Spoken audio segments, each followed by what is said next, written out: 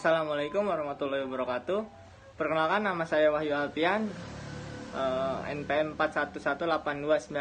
411819118013, kelas paralel 4. Di video ini kali ini saya akan menjawab soal UAS mata kuliah pendidikan luar ruangan, yaitu soalnya nomor 1. Jelaskan definisi survival menurut 3 ahli.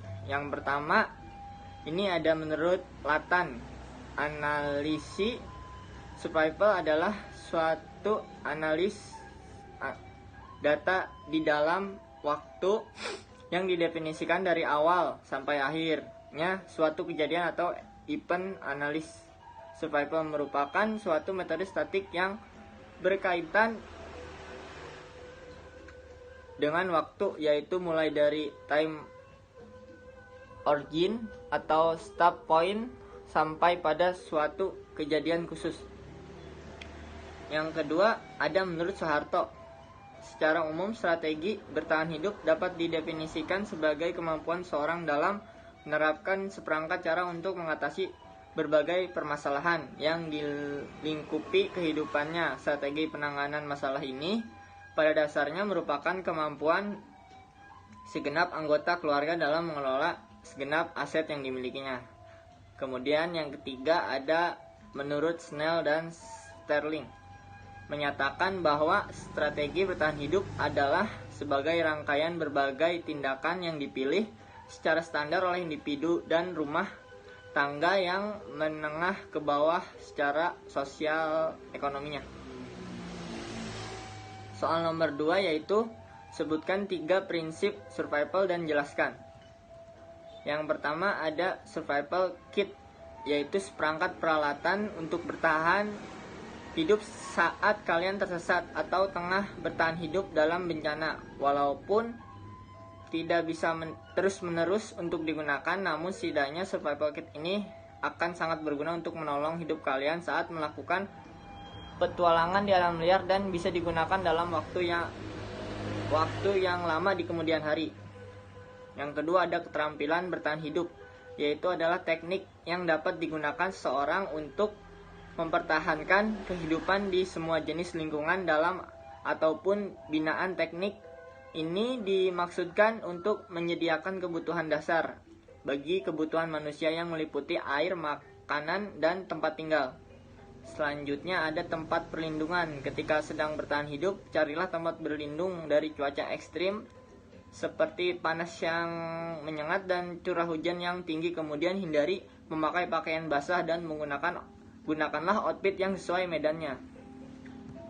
Kemudian soal nomor 3 yaitu apa yang dimaksud positive mental thinking dalam survival. Jelaskan.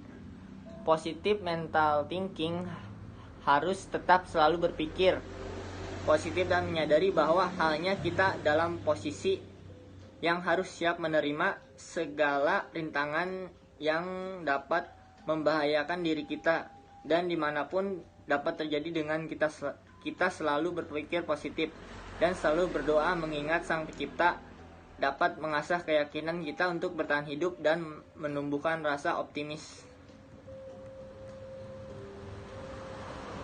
Soal nomor 4 yaitu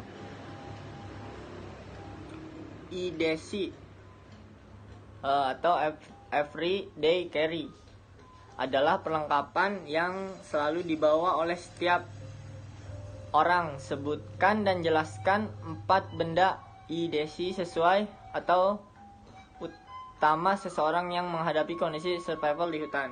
Yang pertama yaitu ada senter kecil, senter kepala. Fungsinya adalah sebuah alat portable yang merupakan sumber cahaya untuk menerangi dan dioperasikan dengan baterai. Nomor 2 ada tali prusik. Nomor 3 kompas atau peta untuk menunjukkan arah yang kita tuju dan pulang. Yang keempat, korek api untuk membuat tabunan dan kehangatan di tengah sunyi ataupun kesepian. Nomor 5, pisau lipat berfungsi berguna dalam situasi apapun. Nomor 6, perlengkapan P3K berfungsinya adalah pertolongan pertama pada korban kecelakaan atau terluka. Nomor 7 ada selimut thermal berfungsi untuk menyimpan panas dalam tubuh karena fungsinya yang bagus sebagai isolator. Nomor 8 sedotan filter air berfungsi untuk mampu menjernihkan air dari kotoran. Nomor 9 jas hujan berfungsi untuk meminimalkan masuknya air yang mengenai bagian tubuh dan pakaian. Yang terakhir ada fluid dan fire starter berfungsi untuk membantu menyuarakan keadaan darurat dibandingkan suara. Soal nomor 5 yaitu jelaskan perbedaan survival dengan bushcraft. Dalam ilmu survival, kita bisa menggunakan alat apapun itu. Mau alat modern atau primitif sama saja asal dapat kita gunakan untuk bertahan hidup. Ilmu survival juga lebih luas cakupannya jika hanya di alam liar saja, tetapi semua hal yang menyangkut cara bertahan hidup, baik cara bertahan hidup pasca bencana alam, cara bertahan hidup perkotaan, cara bertahan hidup saat kondisi perang, serta cara bertahan hidup di alam liar, termasuk di dalamnya adalah ilmu bushcraft. Sementara bushcraft sendiri membatasi diri hanya menggunakan alat-alat dan teknik tradisional primitif untuk bertahan hidup di alam liar. Bushcraft hanya sekali mengambil dan mengadopsi ilmu, pengetahuan, dan keterampilan budaya etnik atau primitif sebagai negara. Jadi walaupun bushcraft termasuk dalam ilmu survival, tetapi mengaplikasikannya tidak secara dengan survival. Bisa dibilang ilmu bushcraft hanyalah sebuah seni dan teknik khusus secara bertahan hidup di alam liar menggunakan alat-alat teknologi primitif. Sekian video dari saya, kurang lebihnya mohon maaf. Wassalamualaikum warahmatullahi wabarakatuh.